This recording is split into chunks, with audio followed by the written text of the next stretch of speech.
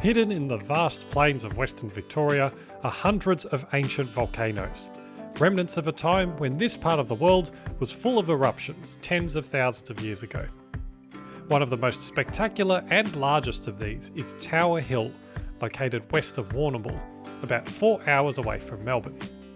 It has an amazing backstory and spectacular scenery, so join me as we explore the history, sights and sounds of Victoria's oldest national park.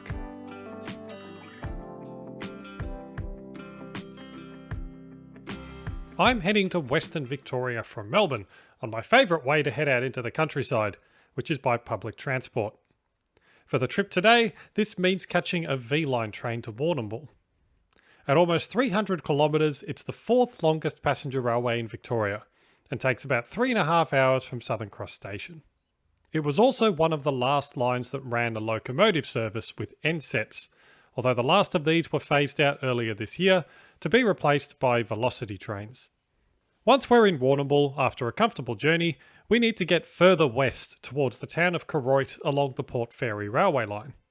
But wait, the train terminates in Warrnambool. Unfortunately, the last passenger train to Port Fairy ran in 1977. So what do we do now? Well, it's a good thing I brought a bike. Instead of catching a train, we're going to ride down the former Port Fairy line, which has today been converted to a rail trail, and then go on a short detour to get to Tower Hill along some backcountry roads. You can also get here by public bus, but it's a fair walk from the nearest bus stop down into the park, and besides, it's a very scenic ride. So after about 40 minutes of cycling, we are here.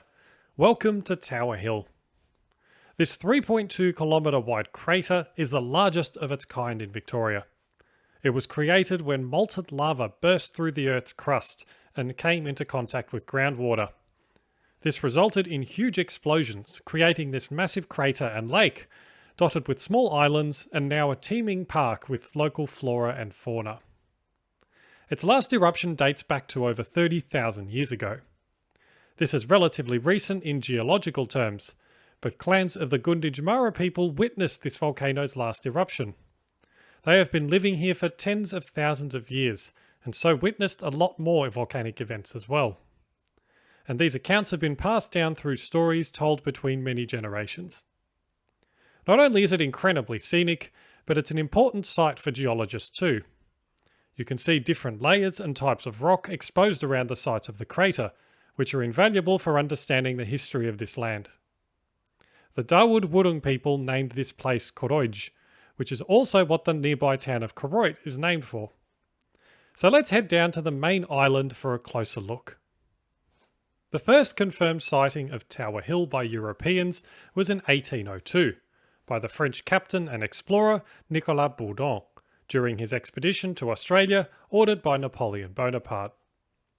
After European settlement in Victoria, the renowned landscape artist Eugène van Gerach painted Outlook in 1855.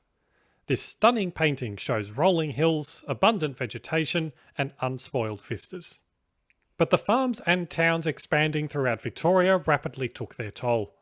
The once lush greenery was reduced to sporadic scrubland, as land was cleared, some settlers and bushrangers massacred local Aboriginal people, and introduced pests and mechanised agriculture swept through. There was an attempt to halt this rapid decline, which coincided with an important historic milestone for Victoria. In 1892, Tower Hill was declared as the state's very first national park. Unfortunately, this was nothing more than an empty gesture, as rubbish, quarrying and farming continued more or less unabated. By the 1960s, the formerly lush Tower Hill was simply described as barren. Then in 1961, a combined effort from local communities and botanists began a massive rehabilitation campaign.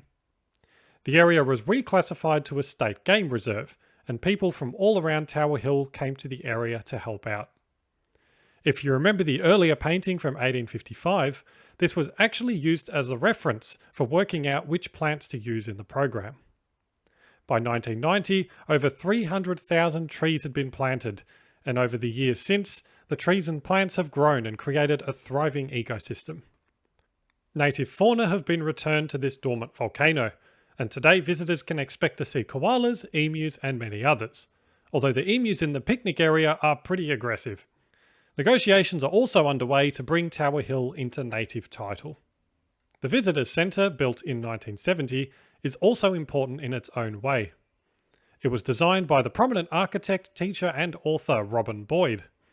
He described the building as reflecting the surrounding landscape, which you can certainly see with its use of local limestone and the round design mimicking the crater where it sits. Tower Hill is still a significant place for the Dawood Wurrung people, and a lot of work has been done recently to preserve and showcase this, together with its importance as an environmentally and geologically important site. Although it is a bit out of the way, I highly recommend that you visit. There are walking tracks and lookouts to explore the lake and surrounding vegetation, as well as several picnic areas. Although, as I mentioned, you do have to keep a close eye on the local emus, because they're very aggressive and will try to steal your food. Thanks for watching! If you enjoyed this and would like to see more, please subscribe to the channel so that you can stay up to date on future videos. Also, if you want to become a supporter of the channel, check out the new website where you can sign up for bonus content like early access to videos and work in progress updates. You can sign up at members.philipmallis.com with the link in the description below. As always, thank you so much for watching, and I'll see you next time.